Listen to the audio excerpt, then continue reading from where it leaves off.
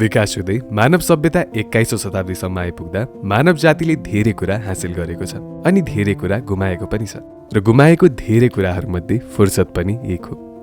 जीवनलाई चलाउनका निम्ति दिनरात नभनी यो चलायमान संसारमा काम गर्दा गर्दै कहिलेकाहीँ मानिसले आफैलाई समय दिन बिर्सन्छ, जिन्दगीलाई समय दिन बिर्सन्छ अनि त्यसरी फुर्सद गुमाएर जिउन बिर्सिएका मानिसलाई एउटै चीजले पुनः जीवन्त बनाउँछ र त्यो अरू केही नभएर यात्रा नै हो। यात्रालाई बेला बेला जीवनमा स्थान दिनुले मानिसलाई संयम पनि बनाउँछ अनि उसमा ऊर्जा पनि थपिदिन्छ।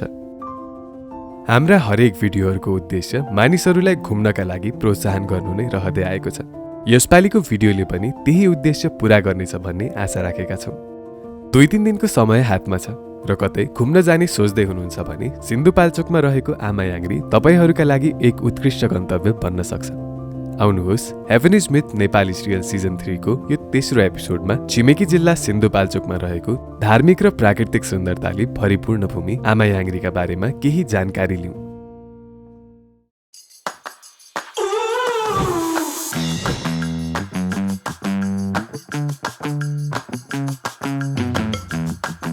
Hello everyone, Namaste. My name is Vandama Dari and welcome to our third episode of travel series.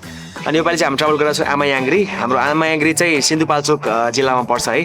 काठमाडौँबाट 2 दिन 3 दिन छ र कहाँ गएर आउने भन्नेहरूको लागि चाहिँ यो भिडियो चाहिँ बेसिकली हामी यो ओभरअल ट्रिप चाहिँ 2 देखि 3 दिनमा सकेर आउन सक्छौँ। काठमाडौँ फेरि फर्किन सक्छौँ। यहाँबाट लगभग हामी आज चाहिँ लगभग 90 किलोमिटर जति ट्राभल गर्छौँ होला स्कुटरमा। त्यसपछि we need to walk for like थोरै हिँड्नुपर्छ। त्यही हो। अब I hope you will love the episode होइन। लास्टसम्म हेर्नु होला है त।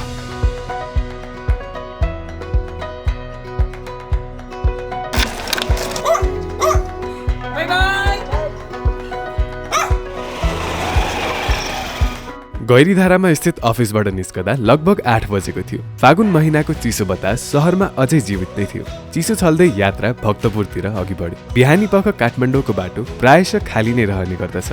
अफिस टाइममा यात्रा गर्न 40-45 मिनट लाग्ने भक्तपुर हामी 15-20 मिनटमै पुग्यौँ। त्यहाँ विजय हामीलाई पर्खिएर बसिरहेको थियो। Welcome. Vijay is here, Vijay is here. गैरीधाराबाट हिँड्दा 3 जनाको टिम कट्टाघर पुगेर 4 जनाको भयो।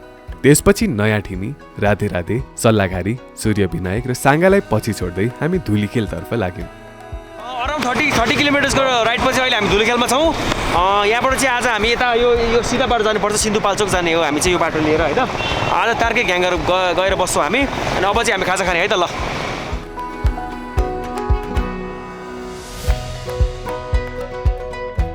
पर्यटकीय हिसाबले धुलीखेल सबैमाझ परिचित नै छ। तर त्यति मात्र नभएर धुलीखेल बीपी राजमार्ग र सिन्धुपाल्चोकलाई काठमाडौँसँग जोड्ने एक महत्त्वपूर्ण स्थान पनि हो। धुलीखेल हुँदै दिनमा हजारौं मानिसहरू काठमाडौँ भित्र नै र काठमाडौँबाट बाहिर निस्कने गर्दछन्। अघिल्लोपल्ट 5 पोखरीको यात्रा गर्दा हामीले यही बाटो भएर यात्रा गरेका थियौँ। यसपालि भने मेलम्चीबाट दायाँ नमोडिकन सिधै तार्के ग्याङ पुग्नु थियो। धुलीखेलबाट सिन्धुपाल्चोक जाने बाटो कहीँ कतै बिग्रिएको रहेछ। केही ठाउँ सजिलो पिच थियो भने केही ठाउँमा कालो पत्र उक्लिएर खाल्टाखुल्टी परेका थिए। अहिले भर्खरै हामी यहाँ 0 किलोमिटर ठाउँमा आइपुग्यौँ है। अनि यहाँबाट चाहिँ हामी लेफ्ट लिन्छौँ। लेफ्ट लिएर हामी मेलम्ची जान्छौँ। मेलम्ची यहाँबाट 23 किलोमिटर्स हो। यहाँबाट तपाईँले राइट लिनुभयो भने चाहिँ तपाईँ तातोपानी, दोलघाट, तातोपानीतिर पुग्नुहुन्छ। हामी चाहिँ यहाँबाट लेफ्ट लिएर विल हेड टुवर्ड्स मेलम्ची। मेलम्चीमा खाना खाने। त्यसपछि आजको बास हाम्रो माथि तार्के ग्याङ। यस, सिउ तार्के ग्याङ। मौसम सफा थियो। मौसम विभागले पानी पर्ने सम्भावना छ भने पनि त्यस्तो छाटकाट भने देखिएको थिएन। 0 किलोबाट मेलम्ची पुग्ने बाटो निकै सहज रहेछ। चाखोला पुल तरेर छेउमा रहेका फराकिला खेत हेर्दै यात्रा गर्दा कुनै नयाँ भूगोलमा प्रवेश गरेको आभास धेरै बेरसम्म भइरह्यो। त्यहाँबाट केही बेर अघि बढेपछि हामी मण्डन देउपुर नगरपालिकाभित्र प्रवेश गर्यौँ। त्यहाँबाट झन फराकिला खेतहरू देखिन सुरु भयो। राजधानीलाई तरकारी निर्यात गरेर जीवन चलाउने त्यस ठाउँको सुन्दरता प्राकृतिक मात्र नभएर भावनात्मक पनि भए चाहिँ लाग्यो। सिन्धुपाल्चोक जिल्ला कृषि र व्यापारको क्षेत्रमा निकै अघि छ। देशकै मुख्य नाकाहरूमा रहेको तातोपानी नाका यसै जिल्लामा पर्ने भएकाले व्यापारिक पक्षबाट पनि यो निकै महत्त्वपूर्ण जिल्ला मानिन्छ। काठमाडौँबाट हिँडेदेखि हामीले काठमाडौँ, भक्तपुर, काभ्रेप्लान्चोक र सिन्धुपाल्चोक गरी 4 जिल्लालाई छोइसकेका थियौँ। परपरसम्म फैलिएका हरिया खेतहरू थिए। त्यही हरियालीलाई छोएर बगेको बतास यात्राभर हाम्रो शरीरसँग सिङ्गौरी खेलिरह्यो। हामी त्यही हरियालीको सुन्दरतामा र बतासको शीतलतामा हराइरहेका थियौँ। यात्राकै क्रममा बाटो छेउ उभिरहेको मेलम्ची 17 किलोमिटर लेखिएको कोसीढुङ्ग देख्दा एकाएक तिता सम्झनाहरू मनमा भरिएर आउँथे। यात्रा रोमाञ्चक भइरहेको बेला मेलम्ची नजिकै भन्ने आवाज भएसँगै मनमा एक किसिमको नमिठो चिसो बस्न थाल्यो। जति नै नसम्झ्यौँ भने पनि केही साल अघिको त्यो भीषण बाढीले हाम्रो चेतनामा घर बनाएरै छोड्यो। 2021 सालमा 1.5 महिनाको अन्तरालमा आएका 2 विनाशकारी बाढीले यस स्थानमा जुन नोक्सान पुर्याएको थियो त्यो सम्झिँदा पनि निकै कहाली लाग्दो छ। बाढीले बगाएको त्यस भूमिमा पुग्दा हामीलाई कता कता ननिको लागिरहेको थियो। अहिले भर्खरै हामी मेलम्ची आइपुग्यौँ है। लगभग 2-3 घन्टाको राइडपछि अहिले हामी मेलम्चीमा छौँ। यहाँबाट हामी तार्के ग्याङ जानलाई लगभग हामीलाई अझै 2-3 घन्टा लाग्छ होला। हामी खिच्दै जानुपर्छ। यहाँबाट तार्के ग्याङ पुग्नु 32 किलोमिटर हो। अलिकति अफ रोड छ अरे बाटो चाहिँ। अनि कनेक्टिभिटीको कुरा गर्दाखेरि वर्ल्डिङको इन्टरनेट चाहिँ यहाँसम्म मात्रै छ, यहाँभन्दा माथि चाहिँ छैन। बिस्तारै उहाँहरूले चाहिँ विस्तार गर्नुहुन्छ अरे होइन। हटस्पट ओभरअल नेपालभरिको 16,000 हटस्पट मध्येमा यहाँ यतातिर पनि तपाईँले पाउन सक्नुहुन्छ। यो वर्ल्डको कनेक्टिभिटी चाहिँ मेलम्चीसम्म मात्र छ। यहाँदेखि माथि चाहिँ बिस्तारै अब भोलिको दिनमा हुँदै जान्छ अरे है त। ल अब हामी खाना खान्छौँ।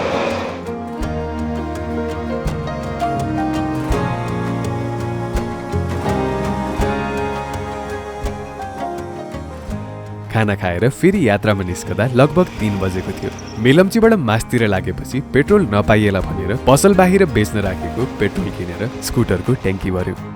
मेलम्ची बजार कटेपछि कच्ची बाटो सुरु हुने रहेछ। बाढीले बगाएको भूभागबीच भएर यात्रा गर्दा बेला बेला तिनै पुरानै सम्झनाहरूले सताइरहे। आर्थिक हिसाबले हेर्ने हो भने त्यस बाढीले लगभग 30 अर्ब बराबरको क्षति गरेको कुरा तथ्याङ्कले बताउँछ। त्यसमाथि बाढीकै कारण कति स्थानीयहरू बेघर हुन पुगे, कति मानिसलाई बाढीले सदाका लागि आफैसँग लिएर गयो। कतिको घर बगायो, कतिको परिवार बगायो, कतिको गाउँ नै बगायो। सबैभन्दा ठुलो त हजारौं मानिसका सपना र रहरहरू एकै निमेषमा एकैसाथ बगे। अहिले पनि यस क्षेत्रमा बगेका घर र अन्य संरचनाको भग्नावशेष प्रशस्तै देख्न सकिन्छ। ती भग्नावशेष हेर्दा ढुङ्गा माटोको संरचना जस्तो मात्र देखिए तापनि तिनले हजारौं मानिसहरूका टुटेका सपना र रहरहरूलाई अभिव्यक्त गर्दछन्। मेलम्चीलाई त्यस रूपमा देख्दा लाग्थ्यो कि मेलम्चीले आफ्नो देहमा आजीवन नमेटिने खत बोकेर बाँचिरहेको छ।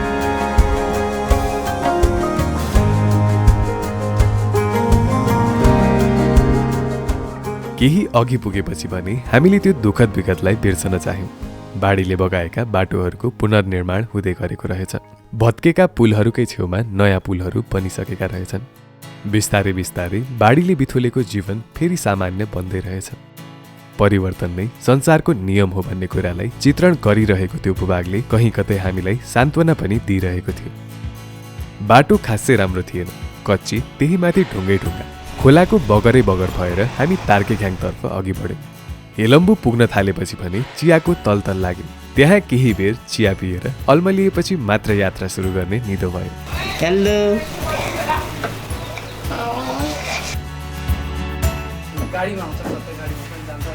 तिमीले लेखेको हो? हाम्रो यात्रा अलिक ढिलै हुने गरेको छ। फोटो र भिडियो खिच्दै यात्रा गर्दा आम यात्रीहरूभन्दा अलिक बढी नै समय खर्चिरहेका हुन्छौँ यात्रामा। यसपालि पनि त्यस्तै भयो। हेलम्बु कटेपछि फेरि बगरै बगरको यात्रा सुरु भयो। आँखाले देखुन्जेलसम्म बाढीले बगाएको भूभाग थियो। त्यसमाथि बन्दै गरेको बाटोमा हामी यात्रारत थियौँ। खोलामाथि रडले बुनेर 1-2वटा अस्थायी पुलहरू निर्माण गरिएका रहेछन्। छेउछेउमा बाढीले भत्काएका घरका अवशेषहरू पनि बेला बेला देखिने रहन्थे। हेलम्बु छोडेर उकालो नलागुन्जेल एकै खाले दृश्य दृष्टिगोचर भइरहे। छेउमा बग्दै गरेको कञ्चन खोला र वरिपरिका हरिया पहाड बेग्लै किसिमको मनमोहक देखिएका थिए। हेलम्बुबाट केही पर पुगेर तार्के ग्याङतिर उकालो लाग्दा भने घाम अस्ताउन लागेको आभास भयो। गहिरो ठाउँमा भएकाले त्यस ठाउँमा अलिक चाँडै अँध्यारो भएको अनुभूति हुने रहेछ। सरासर आउनेका लागि छोटो बाटो भए तापनि हामीले अलिक समय लगाइरहेका थियौँ। त्यस्तो सुक्खा बगरको छेउछेउ पनि कहिले हरिया खेत देखिन्थे, त्यसले नै मनमा हर्ष भरिदिन्थ्यो। साँझ पर्न लाग्दा तार्के ग्याङतिरबाट स्कुले केटाकेटी घर फर्किरहेका थिए। हामी प्रकृतिको त्यो विशाल क्यानभसमा चल्दै गरेको त्यो बाल तस्बिर हेर्नलाई फेरि केही बेर अल्मलियो।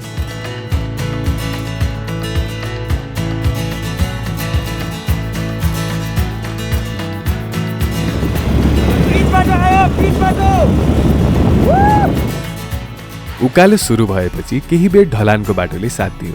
दिनभर ढुङ्गे बाटोमा स्कुटर कुदाएको हातले केही बेरलाई आराम पाएको थियो। हेलोबुबाट लगभग अहिले हामी 30 मिनट जति अगाडि आयौँ है। त्यस वाइल्ड अफरोड रहेछ होइन, बेला बेला चाहिँ पिच पनि फेस गर्यो, तर त्योभन्दा माथि चाहिँ झनै अफरोड, अलिकति डेन्जर ठुल्ठुलो ढुङ्गावाला बाटो रहेछ। जस्ट ग्राजिया आइरहेको छौँ, डबल लोड 2 जना होइन, एउटामा 4 जना छौँ ओभरअल। अनि अहिले चाहिँ हामी यहाँ ठ्याक्क तिम्बु भन्ने ठाउँमा छौँ। जस यस्तो बोर्डहरू भएर एकदम सजिलो भइरहेको छ हामीलाई, ठ्याक्क बोर्डहरू हेर्दै हेर्दै कता जाने भनेर ठ्याक्क थाहा हुन्छ मान्छेलाई। अनि यहाँबाट अब तेम्बाथाङ आउँछ अगाडि, त्यसपछि चाहिँ हामी आज जाने ठाउँ तार्के ग्याङ हो। सो तार्के ग्याङमा हामी पुग्न खोज्छौँ बेलुका अँध्यारो भन्नुभन्दा अगाडि। त्यसपछि चाहिँ भोलि चाहिँ हामी यो माथि आमायाङ्ग्री बेस क्याम्प पुग्छौँ होला, जुन चाहिँ हाम्रो 3200 मिटर अब सी लेभल जति छ होला। तिम्बुबाट उकालो लागेपछि घुमौरो बाटो सुरु भयो। घाम अस्ताउने बेला भइसकेको थियो। केही बेर अघि चकिलो देखिएका वन जङ्गल अहिले मधुरो रङले रङ्गिएका थिए। बाटो उति सहज पनि होइन, उति गाह्रो पनि होइन। बाइक र गाडीलाई यस क्षेत्रमा यात्रा गर्नलाई त्यस्तो साह्रो अप्ठ्यारो नपर्ने रहेछ। उज्यालैमा तार्केघ्याङ पुग्नुपर्छ भनेर हामी नअल्मलाइकन यात्रा गरिरहेका थियौँ। बाटोमा केही साना छोर्तेनहरू पनि देखिन थाले। बौद्ध भूमिमा टेकेको आवाज तिराउनलाई त्यति नै पर्याप्त थियो। केही साना खोला र खहरीहरू पनि पार गर्नुपर्ने रहेछ। जुत्ता भिज्ला कि भन्दै होसियारीपूर्वक तिनलाई तर्यो। कहीँ कतै बाटो निकै अप्ठ्यारो पनि थियो, कतै ढुङ्गै ढुङ्गा अनि कतै धुलै धुलो। स्कुटरले नतान्ने ठाउँमा साथीहरूलाई ओह्राल्दै अघि बढ्नु पर्यो। बाटो देखाउनका लागि ठाउँ ठाउँमा बोर्ड राखिएकाले यस क्षेत्रमा यात्रा गर्नेले बाटो हराएर अल्मलिनुपर्ने समस्या पनि झेल्नु नपर्ने रहेछ। चेनथाङ नाम गरेको पानीघट्ट पनि बाटोमा देखियो। प्रविधिको विकास र विद्युतीय मेसिनहरूको आगमनसँगै यस्ता पानीघट्टहरू हराउँदै गएका छन्। ठाउँको नाम एम्बलम्मा भन्छ, एम्बलम्मा। अनि अब यहाँदेखि कति बेला लाग्छ दाइ तार्के ग्याङ? त्यस्तै 1 घन्टा होला। 1 घन्टा जति लाग्छ। बाटो कस्तो छ? बाटो अब यस्तै छ, के गर्ने अब कच्ची रोड भन्नु। यस आज पुगिन्छ। यम्बालामा भन्ने ठाउँलाई पछि छोडेर केही बेर अघि बढे। केही बेर अघि बढेपछि अर्को छोर्तेन फेला पर्यो। छोर्तेन भएको डाँडामा ठुला ठुला लुङदरहरू फरफराइरहेका थिए। त्यही डाँडामा गोर्खा नेपाली समाजद्वारा निर्मित ककनी कम्युनिटी सेन्टरको बिल्डिङ पनि देख्न पाइयो। बौद्ध धर्मलाई झल्काउने अनेक कला त्यहाँका छोर्तेन र गुम्बामा देख्न सकिन्थ्यो। त्यहाँको मिठो बतास र शान्तिलाई केही समय बुझाएर हामी फेरि तार्केघ्याङतिर अघि बढ्यौँ। जे नहोस् भनेका थियौँ आखिर त्यही नै भयो। तार्केघ्याङ पुग्नु अघि नै साँझ रातमा बदलियो। अन्धकारमा यात्रा गर्न बाध्य भयो। नजिकै हो भन्ने त थाहा थियो, तर तार्केघ्याङ पुग्न अझै कति बेर लाग्छ भन्ने कुरा निश्चित थिएन। अब थोरै बेर मात्र होला भन्दै मनलाई बुझाउँदै अघि बढ्यो। रात परेपछि यात्रा अझै कठिन हुने गर्दछ। बाटो राम्रोसँग नदेखिने खतरा रहन्छ। भाग्य नै भनौँ धेरै बेर त्यसरी यात्रा गर्नु भने परेन। रात परेको 20 मिनट जतिमा हामी होटल तार्केघ्याङसम्म पुग्यौँ। हामी पुग्दा तार्केघ्याङ सुतिसकेको थियो। केही होटल र घरहरूमा बाहेक अरूतिरका सबै बत्ती निभिसकेका थिए। हेलो एभ्रिवान, भर्खरै हामी यहाँ तार्केघ्याङ आइपुग्यौँ है। म्यासिभ अफरोड बाटो रहेछ होइन, जो सोचेको भन्दा धेरै नै अफरोड बाटो रहेछ। धादिङ जति चाहिँ होइन, तर उता सेर्तुङ जति चाहिँ होइन, तर अलिक कम, तर पनि गाह्रो थियो बाटो चाहिँ। डबल लोडै आयो म्याक्सिमम ठाउँमा, तर बेला बेला चाहिँ झर्नु पऱ्यो है। अहिले चाहिँ हामी होटल तार्केघ्याङ भन्ने ठाउँमा बसिरहेको छौँ। तार्केघ्याङको होटल तार्केघ्याङमा बसिरहेको छौँ। एकदम टायर्ड छ, अब माथि जाने, केही अब रेस्ट गर्ने, त्यसपछि केही खाने है त। ल high high high high high high high high high ल उसले हाई गर्दैछ यहाँ उ ल क्यामेरामा।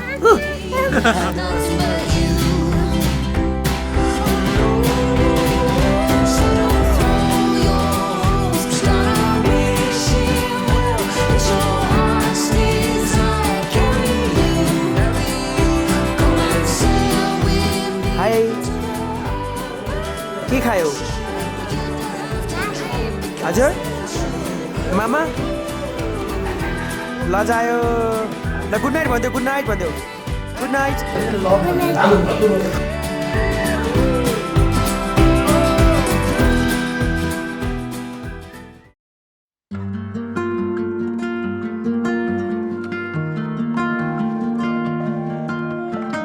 समुद्र सतहबाट 2560 मिटरको उचाइमा रहेको तार्केघ्याङ बिहानी पख झनै सुन्दर देखियो।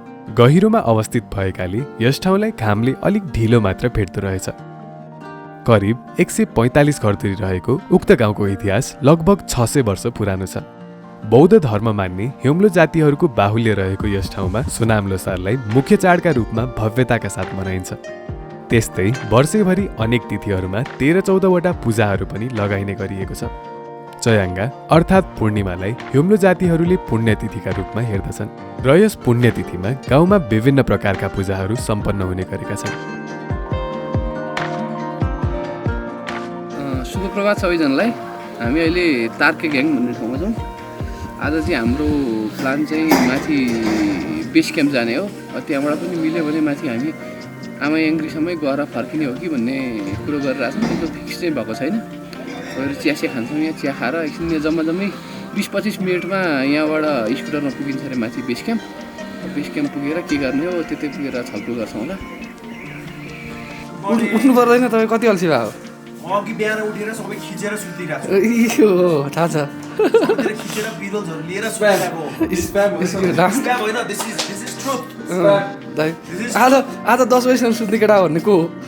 होइन, आजको ट्रिप अलिकति छोटो थियो। अब हामी माथि जान्छौँ केही खाएर, त्यसपछि आज हामी आमायाङ्ग्री टप पुग्छौँ होला। सनसेट हेरेर हामी आज आमायाङ्ग्री टप पुग्छौँ ल है त। ल उठ्नु अब। यस अब मोड्छु 1 2 3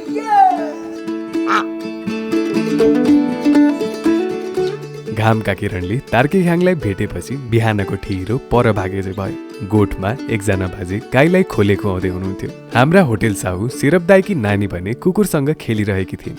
बिहानी पख आमायाङ्ग्री जानका लागि भनेर अरू पर्यटकहरू झोला मिलाइरहेका थिए। सानी बहिनीको चञ्चलता देखेर हाम्रो पनि मन थामिएन। एकछिन खेलेर समय बितायौँ।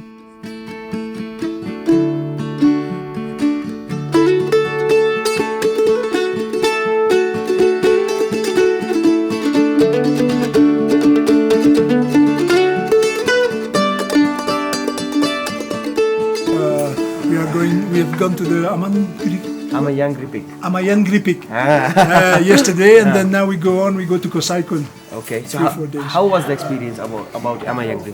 Very interesting, but we left at 4 o'clock in the morning. Well, we woke up at 4 o'clock, and then 4:45 we went up, and so we arrived on the top at 9 o'clock, and it was a little bit cloudy, but we had nice views.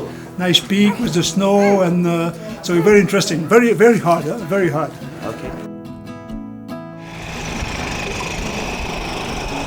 तपाईहरु रामसिंह धनु, तपाईहरु आउनु भएकोमा धेरै धेरै धन्यवाद छ। त्यहाँबाट गएपछि ठ्याक्क माथि बेस क्याम्प पुग्छ। बेस क्याम्पबाट ठ्याक्क देख्दैन हामी हिँड्छ। By by. होटल तार्केख्याङका शेरप दाई निकै मजासिला रहेछन्। बसुन्जेल उनले हाम्रो आरामको ख्याल त राखेन, अझै जाने बेलामा बेस क्याम्पमा खानाको बन्दोबस्तसम्म मिलाइदिए। होटल तार्केख्याङबाट निस्किएर शेरप दाईले देखाएको बाटो हुँदै बेस क्याम्पको यात्रा सुरु भयो। बाटो अघिल्ला दिन सरह नै कच्ची थियो। कहीँ कतै भने ढुङ्गा छापेर बर्खामा बाटो नबिग्रिने गरी बनाइएको रहेछ। पातलो जङ्गल हुँदै उकालो लाग्दा कहिले घाम मजाले देखिन्थ्यो भने कहिले घामको अनुपस्थितिमा जङ्गलको चिसो बतासले शरीरलाई पिरोल्थ्यो। अलिक पर पुगेपछि भने जङ्गल पातलिँदै गयो अनि पर हिमाल देखिन थाले। उकालो भएकाले कतै कतै साथीलाई ओह्राल्दै अघि बढिरहेका थियौँ। केही माथि पुगेपछि तल छोडी आएको तार्केख्याङका घरहरू देखिएका थिए, छोर्तेनहरू देखिएका थिए अनि त्यहाँ बन्दै गरेको नयाँ गुम्बा देखिएको थियो। नयाँ परिवेश थियो। देखेका सबै कुराले आकर्षित गरिरहेका थिए। बाटो असहज भए तापनि गुनासो थिएन। 40 मिनट जतिको उकालो बाटो त मिल्ने साथीभाइ हुँदा कति बेला कट्यो भन्ने पनि पत्तै नपाइने रहेछ। छोटो बाटो र गन्तव्य पुग्ने हतार नभएकाले यात्रालाई बिस्तारै अघि बढायौँ। अलिक माथि पुगेपछि झनै अप्ठ्यारो बाटोको सामना गर्नु पर्यो। बर्खामा पानीले खोलेको बाटो अझै जस्ताको त्यस्तै रहेछ। खाल्डाखुल्डीलाई तर्काउनु अघि स्कुटर र आफू दुवैलाई जोगाउनु परिरहेको थियो। केही ठाउँमा त चिसोको कारण पानी जमेकाले स्कुटरको चक्का चिप्लिएर हैरान नै बनायो। गाह्रो बाटो आउँदा साथीलाई स्कुटरबाट ओह्राल्ने र सजिलो बाटोमा फेरि चढाउने सिलसिला बेस क्याम्प नपुगुन्जेलसम्मै चलिरह्यो।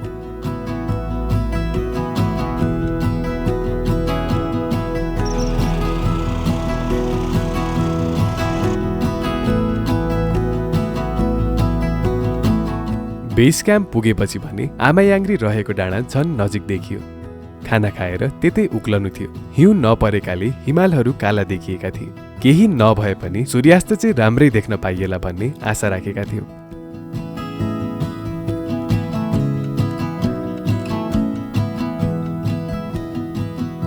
अहिले भर्खरै हामी यहाँ आमायाङ्ग्री बेस क्याम्प आइपुग्यो जुन चाहिँ हाम्रो 3200 मिटर सी लेभलमा छ। स्कुटरको यात्रा चाहिँ हामी यहीँसम्म गर्छौँ। यहाँदेखि चाहिँ अब आज हामी खानासाना खाएर चाहिँ हामी माथि जान्छौँ होला, आमायाङ्ग्रीसम्म पुग्छौँ होला माथिसम्म। लेट्स सी होइन। त्यस यहाँसम्म आउनु चाहिँ अलिकति अफ रोड एक्सपिरियन्स चाहिँ अति धेरै रहेछ। ठुल्ठुलो ढुङ्गाको बाटो होइन, त्यस अलिकति बेग्लै एक्सपिरियन्स भयो। अहिले हामी 3200 मिटर्समा छौँ स्कुटर लिएर। सो त्यस अब आफूसँग स्कुटर छ भने चाहिँ टक्क स्कुटर निकाल्ने, ट्राभल गर्नु मिल्ने सानसानो प्लेसेसहरू यसरी नियर बाई प्लेसहरू आउनु मिल्छ। त्यही हो, अब भर्खर आयो यहाँ। आज हामी टेन्टमा सुत्छौँ। जस बेग्लै छ, अलिअलि हिमालहरू खुल्ला छ, दामी छ एक्सपिरियन्स। भात खान्छौँ त्यसपछि माथि लाग्छौँ है त। ल झुमथाङको अर्को नाम आमायाङ्ग्री बेस क्याम्प हो। पर्यटकीय गन्तव्यको रूपमा विकास भएपछि पर्यटकहरूले यस ठाउँलाई बेस क्याम्प भनेर चिन्न थाले। अहिले यो ठाउँ बेस क्याम्पकै नामले सबैमाझ परिचित छ। समुद्र सतहबाट करिब 3200 मिटरको उचाइमा रहेको यस ठाउँले शेरमाथाङ, लाहाङह्याङ गुम्बा, बाङ गुम्बा र आमायाङ्ग्री जस्ता अन्य अरू धार्मिक र पर्यटकीय स्थलहरूलाई पनि जोड्दछ। घुम्न आउनेहरूका लागि यस ठाउँमा एकैपल्ट 70 जनालाई खाने बस्ने व्यवस्था दिन सक्ने रिसोर्ट पनि बनेको छ। यहाँबाट चाहिँ कति बेर लाग्छ माथि पुग्न? माथि हिँड्नु सक्नेले त हामीलाई त 1 घन्टा लाग्छ, सरहरूले 1.5 घन्टा 2 घन्टा त 1.5 घन्टा लाग्छ है।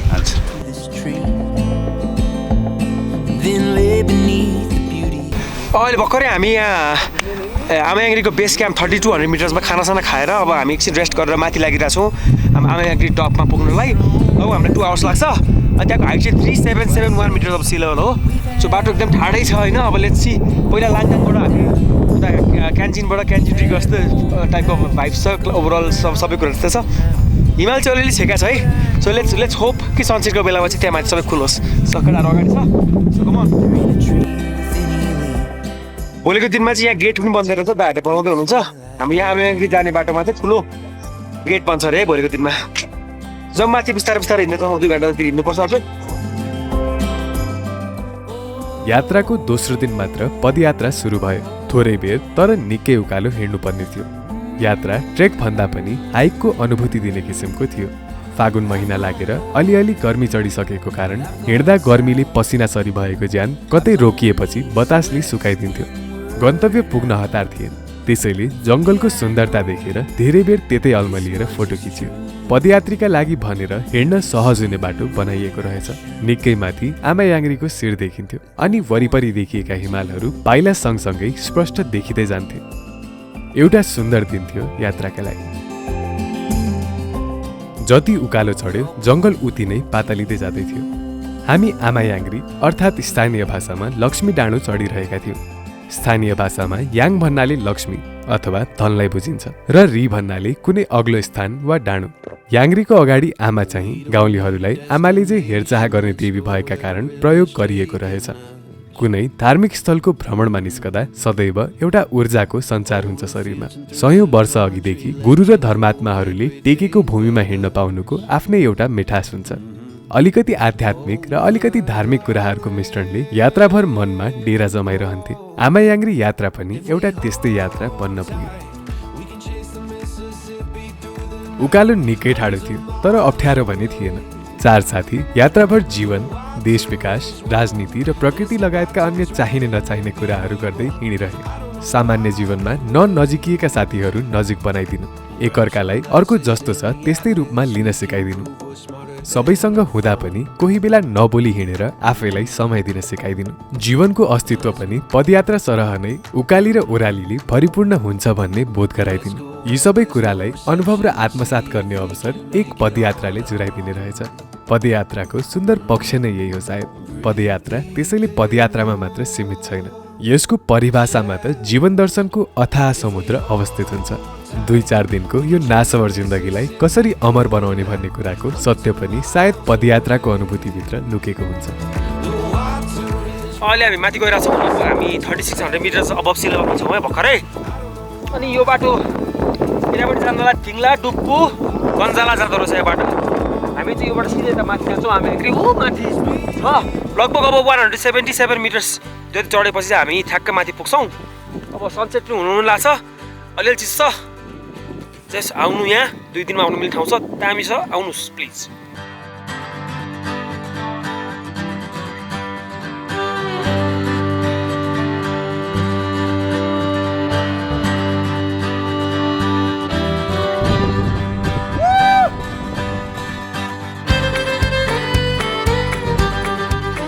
केही बेर लगातार उकालो हिँडेपछि हामी पङ्स्योले भन्ने ठाउँमा पुगेका थियौँ। त्यस ठाउँबाट थिङ्ला, दुक्पु र गङ्जला पनि जोडिने रहेछन्। माथि पुग्ने बेलामा चिसो पनि निकै बढ्यो।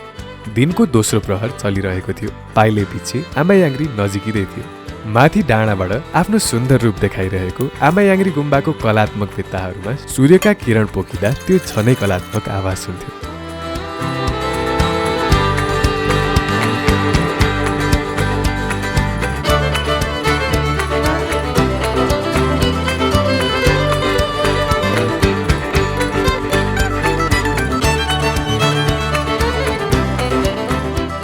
स्थानीयका अनुसार माथि डाँडामा सानसँग अवस्थित आमायाङ्ग्री गुम्बा पहिले त्यस्तो थिएन।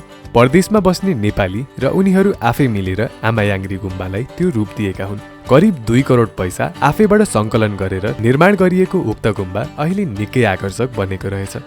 हेलम्बु वडा नम्बर 1 मा रहेको आमायाङ्ग्री चाङडो पालरी गुम्बा यहाँको एक महत्त्वपूर्ण धार्मिक स्थल हो, जसले यहाँका मानिसहरूलाई धार्मिक हिसाबले एकजुट गरेको छ। हरेक साल वैशाख पूर्णिमाका बेला यस ठाउँमा ठूलो पूजा हुने गर्दछ, जसमा देश विदेशबाट गुरु र धर्मावलम्बी गरेर लगभग 1500 जनाहरूले आफ्नो सहभागिता जनाउँछन्। लगभग 2 घण्टाको लगातार उकालो हिँडाएपछि बल्ल हामी त्यस सुन्दर आमायाङ्ग्री गुम्बाको प्रवेशद्वारसम्म पुगेका थियौँ। अहिले भर्खरै हामी आमायाङ्ग्री आइपुग्यो है। हाम्रो आमायाङ्ग्री चाहिँ 3771 मिटर्स अफ सी लेभलमा पर्छ। अनि यो चाहिँ हाम्रो हेलम्बु सिन्धुपाल्चोकको एउटा एकदम ठुलो पर्यटक स्थल हो। काठमाडौँबाट 2-3 दिनसम्म मजाले आएर एक्सप्लोर गरेर जान मिल्ने ठाउँ हो। भर्खरै आइपुग्यो होइन, यस्तो राम्रो रहेछ है। एकदमै ठुलो हाम्रो सिन्धुपाल्चोक एकदम ठुलो प्रोटेक्टर गड मानिने ठाउँ रहेछ चाहिँ।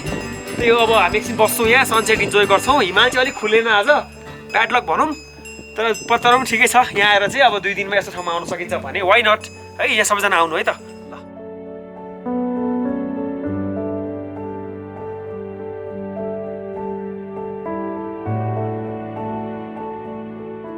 समुद्र सतहबाट 3771 मिटरको उचाइमा रहेको आमायाङ्ग्री धार्मिक हिसाबले महत्त्वपूर्ण त छ नै, तर यसको इतिहास पनि उत्तिकै रोचक छ। काठमाडौँका 13औं राजा जगतजय मल्लको शासनकालको कुरा हो। त्यसबेला उपत्यकामा कालनयन्य नामक संक्रामक महामारी फैलिएर मानिसहरू मरिरहेका थिए। त्यही बेला एक व्यक्तिको शरीरभित्र दैवी शक्तिको प्रवेश गर्यो र उनले तिब्बतमा रहेका सूर्य नामका एक गुरुले मात्र त्यस महामारीको अन्त्य गर्न सक्ने बताए। यो सुनेर राजा जगतजय मल्लले तुरुन्त आफ्ना दूतहरूलाई गुरुलाई नेपाल आउनु भन्ने निमन्त्रणा दिनका लागि तिब्बत पठाए। राजाको निमन्त्रणालाई स्वीकारेर नेपाल आएका तीनै गुरुले कालनयन्य महामारीलाई अन्त्य गरिदिए र खुसी भइकन राजाले उनलाई हाल आमायाङ्ग्री क्षेत्र वरपरका जग्गा तिर्नु नपर्ने गरी अर्पण गरिदिए। तीनै गुरु सूर्यसिंहले केही समय पश्चात महागुरु पद्मसम्भवद्वारा आमायाङ्ग्री पर्वतको छेउ विशाल, मध्यम र सानो गरी 3 किसिमको गोन्पा स्थापना गर्नु भनेर दिएको सुझावलाई सम्भव बनाए। त्यसरी विधि पुर्याइकन पूजाआजा सहित गोन्पा स्थापना गरेपछि आमायाङ्ग्री एक धार्मिक महत्त्वको गुम्बा बन्न पुगेको हो।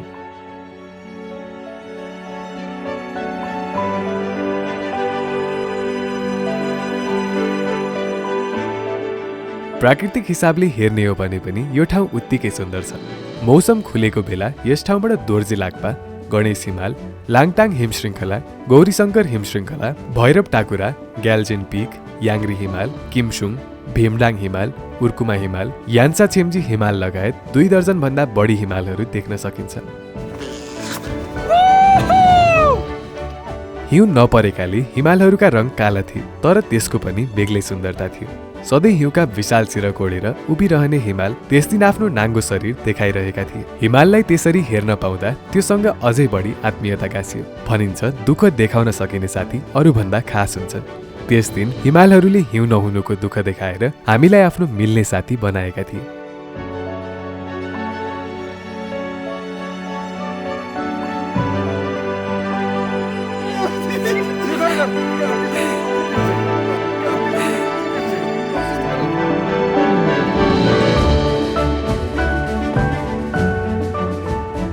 अहिले हामी आमायाङ्ग्रीमा छौँ र आज हाम्रो यहाँ प्रतियोगिता हुन गइरहेछ। यो भनेको पुसअप प्रतियोगिता हो। केटाहरू चाहिँ चार्ज खाएर पुरै चार्ज भइरहेछ। हाम्रोमा एकजना हुनुहुन्छ अमित श्रेष्ठ, अर्कोतिर हुनुहुन्छ विजय लुटेल। ओइ ल केटाहरू अब चार्ज ड्याम खाएर यहीँ हाम्रो यो मैदानमा केटाहरूको चार्ज ल चियर्स ल खाइदियो ल। त्यसपछि हामी गर्छौँ पड्क्यो। त्यसपछि हामी आज पुसअप कम्पिटिसन। ओहो ल दामी।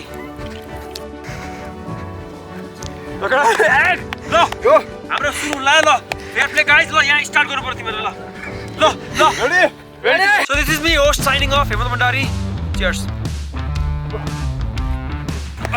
ल रेडी एला हान्ने हो केडा ल है म गाड्नु दिन्छ केडा हो 1 2 3 गो भन्छु अनि मात्रै है त ल ओके केडा हो ल ए चाँडै धकेला केडा ल केडा 1 2 3 गो 1 2 3 4 5 6 7 8 9 10 11 12 13 14 15 16 17 18 19 21 23 24 अमिर अलिकति तेज छ इमर्जेन्सी छ ल ल कति भयो काउन्ट डाउन कति भयो 30 कति भयो 1 2 अय्या ल गाइस ल सक्यो भने भन केटा हो सक्यो ल म पिज्जा अब हामी म पिज्जा अनाउन्स गर्न गइरहेको छु केटा हो ल गाइस हुनु पर्यो दुईजना फेयर प्ले एकछिन fair play guys hand check चार धेर खाएछ के त्यही भएर फेयर प्ले ल गाइस ल fair play And the winner is Amir Shrestha It was a nice competition. Damn.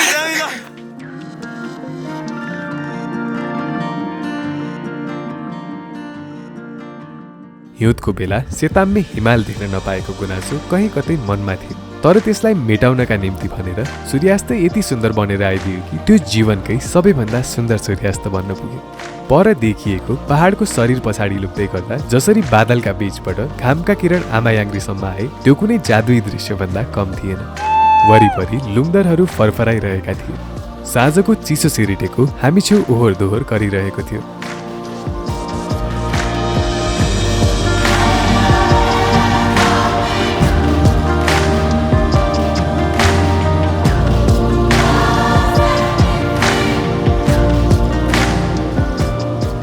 जसरी निप्दै गरेको दीप केही क्षणका लागि झनै चकिलो बल्दछ त्यसरी नै त्यस दिन आमायाङ्ग्रीमा अस्ताउन लागेको घाम झनै चकिलो देखियो सुन्तला रङ आकाशमा फैलिएको थियो काला बादल तिनलाई छेक्नका लागि अघि पछि गरिरहेका थिए हामी त्यसको सुन्दरतामा हराएर यथार्थबाट अलग भइरहेका थियौँ एउटा नयाँ दृश्य यथार्थ बनेर सामुन्ने उभिएको थियो जीवनको एक सुन्दर दिन याद बनेर आजीवनका लागि मनमा छापिँदै थियो अनि जीवनको कागजमा नजानिदो किसिमले अर्को एक सुन्दर अध्याय थपिँदै थियो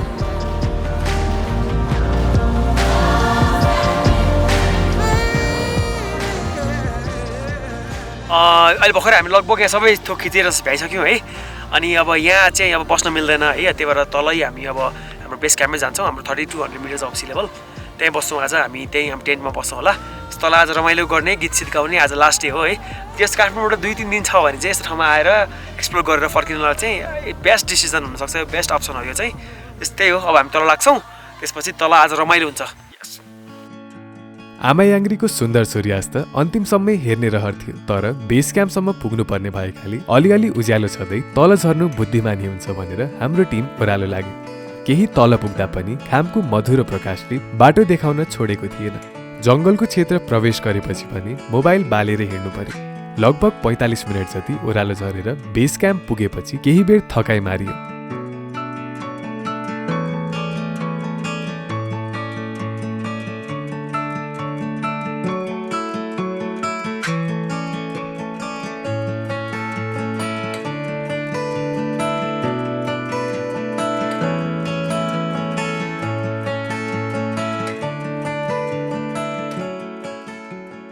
अहिले चाहिँ हामी आमायाङ्ग्री बेस क्याम्पमा छौँ दिनभरि हिँडेर आयो अलिक खाना पाकेर रहन्छ अनि यहाँ जाडो भएको बेला यसो भए पिरो खाउँ भनेर पिरो खान थाल्यो यहाँ एउटा दामी घोडेको चाहिँ कुदिरहेको एकदम मजा आइरहेछ अब यो ठाउँ चाहिँ काठमाडौँबाट यसो बिदा भयो भने 2-3 दिनमा पनि आएर फर्किन सकिने रहेछ अनि अब त्यो अफिसले बिदा दिँदैन के भनेर 4-5 दिन माग्न पनि अप्ठ्यारो हुन्छ 2 दिन जति बिदा दिँदाखेरि चाहिँ ठ्याक्कै निक्लेर आयो भने एक दिनमा यहाँ आएर तल बसेर माथि गएर तेस्रो दिनमा त काठमाडौँ नै फर्किन सकिने रहेछ आमायाङ्ग्रीसम्म पुगेर एकदम दामी छ। अब खुलेको बेला राम्रो हिमाल पनि देखिँदो रहेछ। अनि धार्मिक आस्थाको नि एउटा कुरो छ, तर मेनली चाहिँ अब ट्रेकिङ गर्नेलाई एकदम छोटो ट्रेक गर्न खोज्नेलाई चाहिँ एकदम राम्रो ठाउँ हो। यहाँ आउनुहोस्, बस्नुहोस्, रमाइलो गर्नुहोस्। अर्को एपिसोडमा भेट्नेछौँ हामी। देउरालीको चौतारीमा सङ्गिनीले आँखा चोपेको आउँछ अझै झझल्को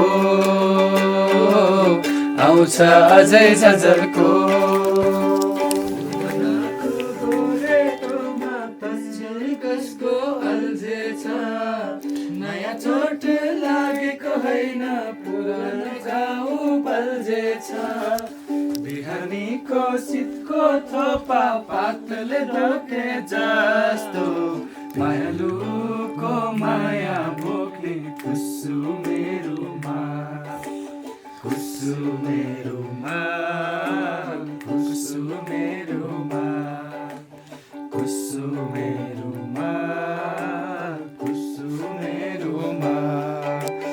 मायाको बारीमा प्रीतिको फुला सङ्गाली राखेको कुसु मेरोमा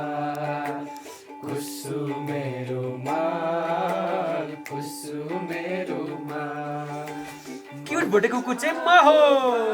ल guys, see you in the next episode.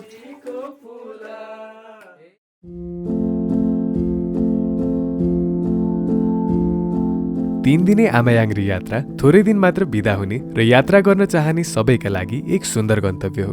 धार्मिक आस्था र प्राकृतिक सुन्दरताले भरिपूर्ण यस ठाउँका बारे के कति मानिस जानकार छन् किटेर भन्न सक्दैनौँ। आशा गर्छौँ यस एपिसोड मार्फत यस ठाउँका बारेमा थाहा नभएकाहरूले पनि यस ठाउँको बारे थाहा पाउनुहुनेछ।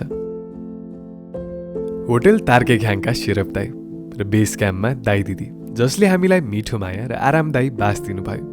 यात्रा सफल बनाउनका निम्ति आर्थिक तथा अन्य सहयोग जुटाइदिनु हुने सबै स्पोन्सरहरू अनि आमायाङ्ग्री जसले पहाडको टुप्पोमा बसेर हेम्लो जाति र धर्मलाई प्रतिनिधित्व गर्दै सबैको रक्षा गरिरहनु भएको छ।